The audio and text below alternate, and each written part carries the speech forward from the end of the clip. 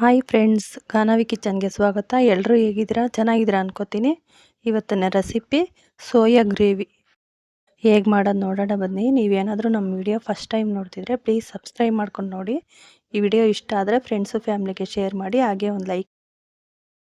Friends, ಈ video ಎಂಡರ್ಗೂ ನೋಡಿ, ಎಲ್ಲೂ ಸ್ಕಿಪ್ ಮಾಡಬೇಡಿ. ಫ್ರೆಂಡ್ಸ್, ಈ ಸೋಯಾ ಗ್ರೇವಿ ಅಂತೂ ತುಂಬ ರುಚಿಯಾಗಿ ಬಂದಿದೆ. ಮಟನ್ನು ಚಿಕನ್ನು ಮರೆಸೋ ಅಷ್ಟು ರುಚಿಯಾಗಿ ಬಂದಿದೆ. ಯಾರೆಲ್ಲ ಕಾರ್ತಿಕದಲ್ಲಿ ತಿನ್ನಲ್ವೋ ಅವರು ಈ ಥರ ಗ್ರೇವಿ ಮಾಡ್ಕೊಂಡು ತಿನ್ಬೋದು. ಸೇಮ್ ಚಿಕನ್ ತಿಂದಂಗೆ ಆಗುತ್ತೆ. ಹೇಗೆ ಮಾಡೋದು ನೋಡೋಣ ಬನ್ನಿ. ನಾನಿಲ್ಲಿ 2 ಬೌಲಷ್ಟು ಸೋಯಾ ತೊಗೊಂಡಿದ್ದೀನಿ. ಈ ಚಿಕ್ಕ ಬೌಲಲ್ಲಿ 2 ಬೌಲಷ್ಟು ತೊಗೊಂಡಿದ್ದೀನಿ. ನೀವು ಬೇಕಾದ್ರೆ ಕಮ್ಮಿ ಬೇಕು ಅಂದರೆ 1 ಬೌಲ್ ಹಾಕಿ ಮಾಡ್ಕೊಬೋದು. ಇದನ್ನು ಒಂದು ಅರ್ಧ ಗಂಟೆ ನೀರಲ್ಲಿ ನೆನೆಸ್ಕೋಬೇಕು. ನಾನು ಈ ಬೌಲ್ ತುಂಬ ನೀರು ಹಾಕ್ಕೊತಾ ಇದ್ದೀನಿ. ಇದನ್ನು ಹಾಕಿ ಒಂದು ಅರ್ಧ ಗಂಟೆ ನೆನೆಯೋಕ್ಕೆ ಇಡಬೇಕು. ಸ್ವಲ್ಪ ಉಪ್ಪು ಅರಿಶಿನ ಹಾಕಿ ಒಂದು ಅರ್ಧ ಗಂಟೆ ನೆನೆಸ್ಬೇಕು. ನಾನಿಲ್ಲಿ ಉಪ್ಪು ಅರಿಶಿನ ಹಾಕ್ಕೊಂಡಿದ್ದೀನಿ ಸ್ವಲ್ಪ. ಇವಾಗ ಇದನ್ನು ಮಿಕ್ಸ್ ಮಾಡಿ ಒಂದು ಅರ್ಧ ಗಂಟೆ ನೆನೆಯೋಕ್ಕೆ ಇಡಬೇಕು. ಫ್ರೆಂಡ್ಸ್, ಈ ಸೋಯಾ ಗ್ರೇವಿ ಅಂತೂ ಪರೋಟ, ಚಪಾತಿ, ರೊಟ್ಟಿ ಅದರಲ್ಲೆಲ್ಲ ತಿನ್ಬೋದು. ಅಷ್ಟು ಸೂಪರಾಗಿ ಬಂದಿದೆ ನೋಡಿ. ಈ ಥರ ಎಲ್ಲ ಮಿಕ್ಸ್ ಮಾಡ್ಕೊಂಡಿದ್ದಾಯಿತು. ಇದನ್ನು ಅರ್ಧ ಗಂಟೆ ನೆನೆಯೋಕ್ಕೆ ಇಡ್ತೀನಿ. ನಾನಿವಾಗ ಮಸಾಲೆಗೆ ರೆಡಿ ಮಾಡ್ಕೊತೀನಿ. ಇವಾಗ ಮಿಕ್ಸಿ ಜಾರ್ ತೊಗೊಂಡಿದ್ದೀನಿ. ನಾನು 3 ರಿಂದ 4 ಟೊಮೊಟೊ ತೊಗೊಂಡಿದ್ದೀನಿ. ಒಂದು ಅರ್ಧ ಕಪ್ಪಷ್ಟು ತೆಂಗಿನ ತುರಿ ತೊಗೊಂಡಿದ್ದೀನಿ ನೋಡಿ. ತೆಂಗಿನ ತುರಿ ಹಾಕಾದ್ಮೇಲೆ ನಾನಿಲ್ಲಿ ಚಕ್ಕೆ ಲವಂಗ ತೊಗೊಂಡಿದ್ದೀನಿ. ಒಂದು 4 ಲವಂಗ, 1 ಇಂಚಷ್ಟು ಚಕ್ಕೆ ತೊಗೊಂಡಿದ್ದೀನಿ. ಸ್ವಲ್ಪ ಕೊತ್ತಂಬರಿ ಸೊಪ್ಪು. ನಾನಿಲ್ಲಿ ಶುಂಠಿ ಬೆಳ್ಳುಳ್ಳಿ ಹಾಕ್ಕೊಂಡಿಲ್ಲ, ಪೇಸ್ಟ್ ಇದೆ. ಅದಕ್ಕೆ ನೀವೇನಾದರೂ ಪೇಸ್ಟ್ ಮಾಡ್ಕೊಂಡಿಲ್ಲ ಅಂದರೆ ಇದಕ್ಕೆ ಶುಂಠಿ ಬೆಳ್ಳುಳ್ಳಿ ಹಾಕಿ ರುಬ್ಕೋಬೋದು. ನಾನಿಲ್ಲಿ ಸಣ್ಣಗೆ ರುಬ್ಕೊಂಡಿದ್ದೀನಿ ನೋಡಿ. ಇಷ್ಟು ರುಬ್ಬಿದರೆ ಸಾಕು. ಇವಾಗ ಮಸಾಲೆ ರುಬ್ಕೊಂಡಿದ್ದಾಯಿತು. ಹೇಗೆ ಮಾಡೋದು ನೋಡೋಣ. ಇವಾಗ ಸೋಯಾ ಎಲ್ಲ ಅರ್ಧ ಗಂಟೆ ನೆಂದಿದೆ. ಇವಾಗ ನೀಟಾಗಿ ಒಂದು 4 ರಿಂದ 5 ಸಲ ನಾನು ಇದನ್ನು ವಾಶ್ ಮಾಡ್ಕೊತೀನಿ. ಇವಾಗ ವಾಶ್ ಮಾಡ್ಕೊಂಡಿದ್ದಾಯಿತು. ಇವಾಗ ನೀರೆಲ್ಲ ಹಿಂಡಿ ನಮ್ಮ ಕೈಯಲ್ಲಿ ಎಷ್ಟಾಗುತ್ತೋ ಅಷ್ಟು ಹಿಂಡಿ ನಾನು ಇನ್ನೊಂದು ಬೌಲ್ಗೆ ತೆಗ್ದಿಕ್ಕೊತೀನಿ ನೋಡಿ. ಒಂದು ಸ್ವಲ್ಪನೂ ನೀರಿರಬಾರ್ದು, ಸೋಯಾನ ಆ ಥರ ಇಟ್ಕೋಬೇಕು. ನಾನಿಲ್ಲಿ ಸ್ವಲ್ಪನೇ ತೆಗ್ದು ಹಿಂಡಿ ಒಂದು ಬೌಲ್ಗೆ ಹಾಕ್ಕೋತಾ ಇದ್ದೀನಿ. ಫ್ರೆಂಡ್ಸ್, ನಮ್ಮ ಚಾನಲಲ್ಲಿ ಒಳ್ಳೊಳ್ಳೆ ರೆಸಿಪಿ ಇದೆ. ನಿಮಗೆ ಟೈಮ್ ಇದ್ದರೆ ಒಂದು ಸಲ ಚೆಕ್ ಮಾಡಿ.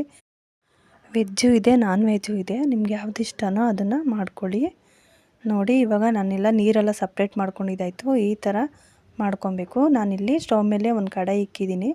ಇದಕ್ಕೆ ಸ್ವಲ್ಪ ಎಣ್ಣೆ ಹಾಕ್ಕೋಬೇಕು. 1 ಸ್ಪೂನಷ್ಟು ಎಣ್ಣೆ ಹಾಕ್ಕೊಂಡ್ರೆ ಸಾಕು. ನಾವು ಸೋಯಾ ಎಲ್ಲ ನೀರಲ್ಲಿ ಹಿಂಡಿಕ್ಕೊಂಡಿದ್ದೀವಲ್ಲ, ಅದನ್ನು ಸ್ವಲ್ಪ ಫ್ರೈ ಮಾಡ್ಕೋಬೇಕು.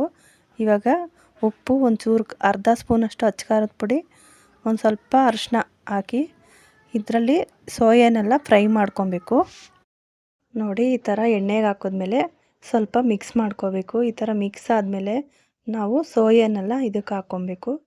ಈ ಥರ ಮಾಡೋದ್ರಿಂದ ಸೋಯಾ ಗ್ರೇವಿ ಒಂದು ಒಳ್ಳೆ ರುಚಿನೇ ಕೊಡುತ್ತೆ ಅಂತ ಹೇಳ್ಬೋದು.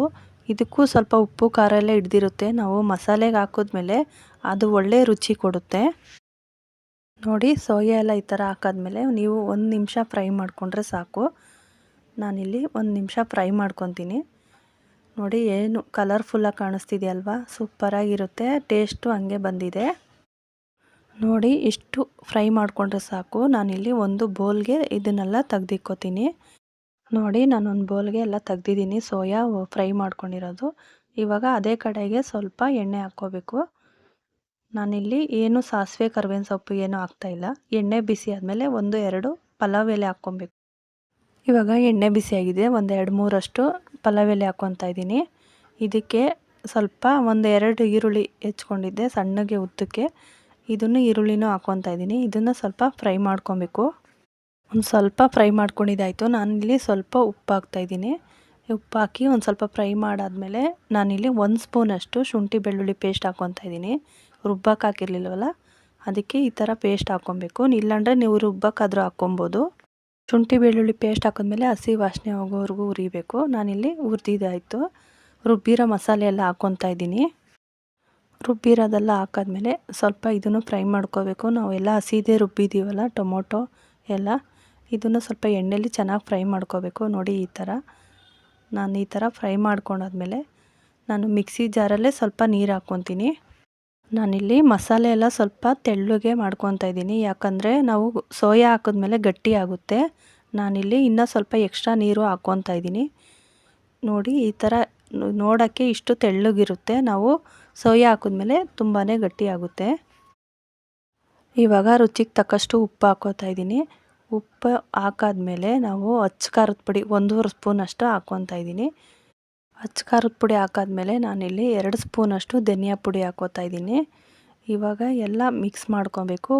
ಹಾಗೆ ಅರ್ಧ ಸ್ಪೂನಷ್ಟು ನಾನು ಗರಂ ಮಸಾಲನೂ ಹಾಕ್ಕೊತಾ ಇದ್ದೀನಿ. ಗರಂ ಮಸಾಲೆ ಹಾಕ್ಕೊಂಡಿದ್ದಾದಮೇಲೆ ನೀಟಾಗೆಲ್ಲ ಮಿಕ್ಸ್ ಮಾಡ್ಕೊಬೇಕು. ನಾನಿಲ್ಲಿ 1.5 ಸ್ಪೂನಷ್ಟು ಅಚ್ಚ ಖಾರದ ಪುಡಿ, 2 ಸ್ಪೂನಷ್ಟು ಧನಿಯಾ ಪುಡಿ, ಅರ್ಧ ಸ್ಪೂನಷ್ಟು ಗರಂ ಮಸಾಲ ಹಾಕ್ಕೊಂಡಿದ್ದೀನಿ. ಇವಾಗೆಲ್ಲ ನೀಟಾಗಿ ಈ ಥರ ಮಿಕ್ಸ್ ಮಾಡ್ಕೋಬೇಕು. ಇವಾಗ ಲಿಡ್ ಕ್ಲೋಸ್ ಮಾಡಿ ಒಂದು 5 ನಿಮಿಷ ಲಿಡ್ ಕ್ಲೋಸ್ ಮಾಡಿಬಿಟ್ರೆ ಸಾಕು. ಈ ಥರ ಗಟ್ಟಿಯಾಗಿರುತ್ತೆ. ಓಪನ್ ಮಾಡಿ ನೋಡಿ ಎಷ್ಟು ಗಟ್ಟಿಯಾಗಿದೆ. ಇವಾಗ ನಾವು ಸೋಯಾ ಫ್ರೈ ಮಾಡ್ಕೊಂಡಿದ್ವಲ್ಲ ಅದನ್ನು ಹಾಕ್ಕೊಬೇಕು. ನಾನಿಲ್ಲಿ ಸೋಯಾ ಎಲ್ಲ ಹಾಕ್ಕೊತಾ ಇದ್ದೀನಿ. ನೋಡಿ ಇವಾಗ ಸೋಯಾ ಎಲ್ಲ ಹಾಕ್ಕೊಂಡಿದ್ದಾಯಿತು. ಇದನ್ನು ಅಷ್ಟೇ ನೀಟಾಗಿ ಮಿಕ್ಸ್ ಮಾಡ್ಕೊಬೇಕು ಸ್ವಲ್ಪ. ಇವಾಗ ಎಷ್ಟು ತೆಳ್ಳಗಿದೆ. ಸೋಯಾ ಎಲ್ಲ ಬೆಂದಾದಮೇಲೆ ಸ್ವಲ್ಪ ಗ್ರೇವಿ ಗಟ್ಟಿ ಬರುತ್ತೆ. ನೋಡಿ ಈ ಥರ ನೀಟಾಗಿ ಮಿಕ್ಸ್ ಮಾಡ್ಕೊಬೇಕು. ಮಿಕ್ಸ್ ಮಾಡಿ ಒಂದು ಲಿಡ್ಡು ಒಂದು 5ರಿಂದ 10 ನಿಮಿಷ ಕ್ಲೋಸ್ ಮಾಡಿ. ಇವಾಗ ನೋಡಿ ಓಪನ್ ಮಾಡಿ ನೋಡಿ ಎಷ್ಟು ಗಟ್ಟಿಯಾಗಿದೆ. ನೋಡಿ ಇವಾಗ ಸೋಯಾ ಗ್ರೇವಿ ರೆಡಿಯಾಗಿದೆ. ಲಾಸ್ಟಲ್ಲಿ ನಾನು ಒಂದು ಸ್ವಲ್ಪ ಕೊತ್ತಂಬರಿ ಸೊಪ್ಪು ಹಾಕ್ಕೋತಾ ಇದ್ದೀನಿ. ಕೊತ್ತಂಬರಿ ಸೊಪ್ಪೆಲ್ಲ ಹಾಕ್ಕೊಂಡು ನೀಟಾಗಿ ಒಂದು ಮಿಕ್ಸ್ ಮಾಡ್ಕೋತೀನಿ. ಸೋಯಾ ಗ್ರೇವಿ ರೆಡಿ ಆಯಿತು. ಇದಕ್ಕೆ ನಾವು ಚಪಾತಿ ಇಲ್ಲ ಪರೋಟ, ರೊಟ್ಟಿ ಯಾವುದಾದ್ರೂ ಕಾಂಬಿನೇಷನ್ ಚೆನ್ನಾಗಿರುತ್ತೆ. ಇವಾಗ ನಾನು ಲಿಡ್ಡು ಕ್ಲೋಸ್ ಮಾಡಿದೆ. ಸರ್ವ್ ಮಾಡೋಣ ಬನ್ನಿ. ನೋಡಿ ಎಷ್ಟು ಸೂಪರಾಗಿದೆ. ನೀವು ರಸಮ್ ಅನ್ನಕ್ಕೆ ಸೈಡ್ ಡಿಶ್ ಆಗಿ ನೆಂಚ್ಕೋಬೋದು, ಇಲ್ಲ ಬೇಳೆ ಸಾರಿಗೆ ಸೈಡ್ ಡಿಶ್ ಆಗಿ ನೆಂಚ್ಕೋಬೋದು. ಸೂಪರಾಗಿರುತ್ತೆ. ಒಂದ್ಸಲ ಟ್ರೈ ಮಾಡಿ ಫ್ರೆಂಡ್ಸ್. ಓಕೆ ಫ್ರೆಂಡ್ಸ್, ಇದಾಗಿತ್ತು ಇವತ್ತಿನ ವಿಡಿಯೋ. ಈ ವಿಡಿಯೋ ಇಷ್ಟ ಆದರೆ ಪ್ಲೀಸ್ ಸಬ್ಸ್ಕ್ರೈಬ್ ಮಾಡ್ಕೊಂಡು ನೋಡಿ. ಹಾಗೆ ಫ್ರೆಂಡ್ಸು ಫ್ಯಾಮಿಲಿಗೆ ಶೇರ್ ಮಾಡಿ. Thanks for watching. ಬಾಯ್.